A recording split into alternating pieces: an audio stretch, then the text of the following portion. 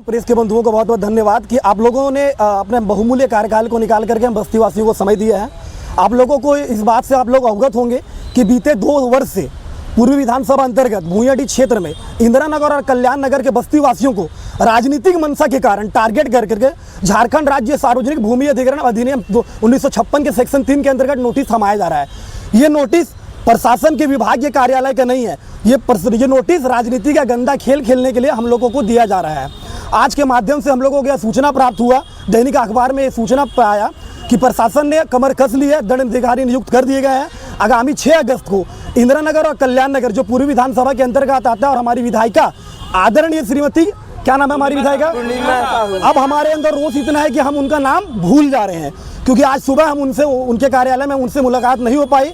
उनके जो प्रतिनियुक्त थे उनसे हमारी वार्ता हुई, उन्होंने कहा कि उपायुक्त महोदय के पास आप जाइए, वो आपकी पूरी मदद करेंगे। लेकिन आज जब हम सैकड़ों की संख्या में बस्तीवासी यहाँ पहुँचे हैं तो उपायुक्त महोदय का साफ साफ ये कहना है कि एनजीटी का आदेश है। तो मैं आपके माध्यम से बता देना चाहूँगा महोदय, ये एनजीटी का आदेश नहीं है, एनजीटी का हवाला दिया जा रहा है। और हम गांधीवादी लोग हैं, जरूरत पड़ने पर भगत सिंह का भी रुख अपना सकते हैं। आप एनजीटी का हवाला दे करके दशकों से बस्तीवासियों को इस तरह से उखाड़ने का काम नहीं कर सकते हैं। अगर प्रशासन ने अपनी कमर कस ली है तो हम बस्तीवासी भी आंदोलन करने के लिए तैयार है। जरूरत पड़ेगा तो आज आपके पास हम विनम्र रूप से आग्रह करने के लिए आए हैं, क्योंकि ये घर हमारी जमीन की लड़ाई है, हमारी जमीन की लड़ाई है। अपने हक के लिए अपने खून का एक कतरा बहाने के लिए तैयार है। आज हम इनके कार्यालय कैंपस में मौजूद हैं। जरूरत पड़ा तो हम सड़क पर जाएंगे और उससे भी जरूरत पड़ा तो हम संसद और विधानसभा तक अपनी बात पहुंचाने का काम करेंगे।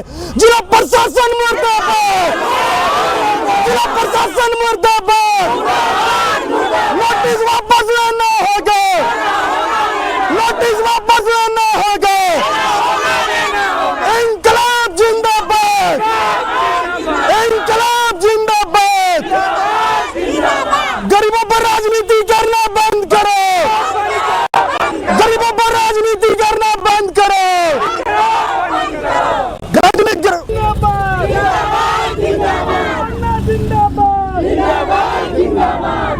सुधा दीदी जिंदाबाद, सुधा दीदी जिंदाबाद, सुधा दीदी जिंदाबाद।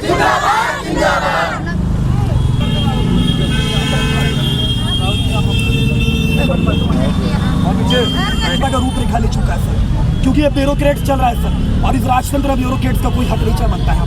अगर प्रशासन उसके बाद भी कार्रवाई करने के लिए प्रतिबद्ध रहेगी तो सर्वप्रथम प्रधानमंत्री आवास योजना, मुख्यमंत्री आवास योजना, इन या फिर विभिन्न जो योजनाएं हैं उनसे सबसे पहले हमें छोड़ा जाए, हम लोगों को यहाँ से स्थानांतरित किया जाए, हम लोगों का आवास आवंटित किया जाए।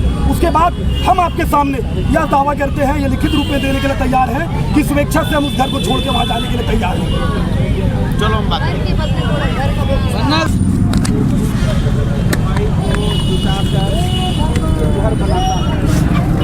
और अपना सब कुछ न्यौछावर करके अपने सर के ऊपर एक आशियाना बनाता है, और उस आशियाने को यदि बिना कारण के तोड़ दिया जाए तो ये कहीं से भी मानवता के विरुद्ध है। और मैं तो खुद गरीब, शोषित, पीड़ित लोगों की आवाज़ हूँ, और उसके साथ मैंने अपने जीवन के हर स्तर को जिया है। और यदि वो छाया नगर और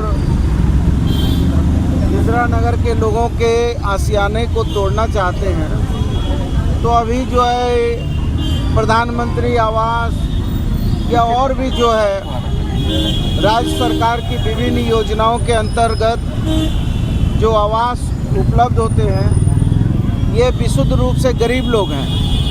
तो इनको पहले इनके हक अधिकार से वंचित करने के पहले इनके पुनर्वास के लिए कोई वैकल्पिक व्यवस्था हो, कोई उनके लिए वैकल्पिक व्यवस्था हो, और वैकल्पिक व्यवस्था करने के उपरांत ही, और हमारे संविधान में भी ये निहित है कि किसी के भी घर को उजाड़ने के पहले उसको बसाने की व्यवस्था होनी चाहिए, पुनर्निवास की व्यवस्था होनी चाहिए।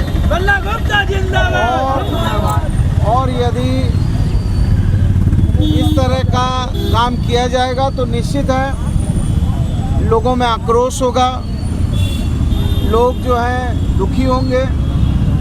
और ये सरकार आदरणीय हेमंत सोरेन जी के नेतृत्व की सरकार है, जो शोषित पीड़ित गरीब लोगों की आवाज़ बनकर ये सरकार चलती है। और उन्होंने बहुत सारी अपनी महत्वाकांक्षी योजनाओं को भी लाया है। मैं आपके माध्यम से भी और व्यक्तिगत तौर से उपायुक्त महोदय से भी और भी अधिकारियों से बात करके इनका जो एनजीटी का आदेश है, वो एनजीटी का आदेश किस प्रसंग में लागू हुआ है और एनजीटी के आदेश के आलोक में केवल गरीब ही जो है उसके क्यों भुक्तभोगी हो रहे हैं आदि विषय पर बात करूंगा और माननीय मुख्यमंत्री का भी ध्यान आकृष्ट करूंगा। धन्यवाद।